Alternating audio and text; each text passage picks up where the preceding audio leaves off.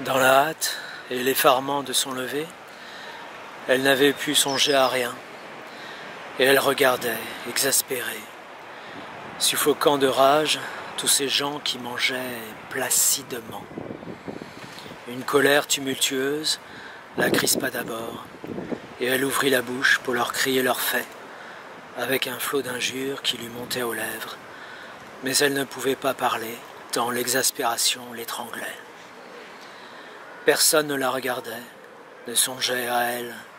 Elle se sentait noyée dans le mépris de ces gredins honnêtes qui l'avaient sacrifiée d'abord, rejetée ensuite, comme une chose malpropre et inutile.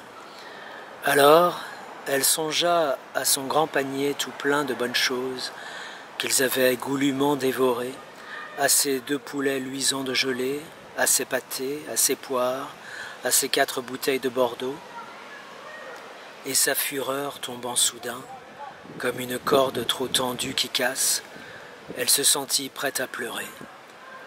Elle fit des efforts terribles, se raidit, avala ses sanglots comme les enfants, mais les pleurs montaient, luisaient au bord de ses paupières, et bientôt 2 grosses larmes, se détachant des yeux, roulèrent lentement sur ses joues.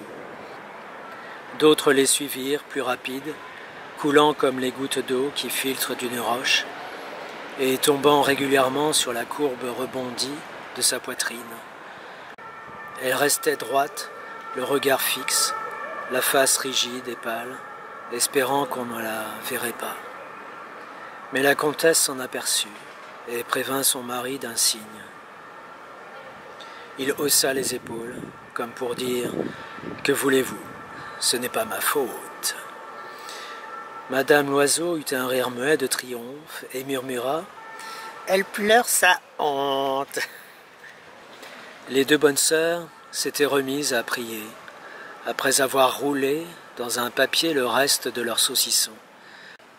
Alors Cornudet, qui digérait ses œufs, étendit ses longues jambes sous la banquette d'en face, se renversa, croisa ses bras, sourit, comme un homme qui vient de trouver une bonne farce, et se mit à siffloter la Marseillaise.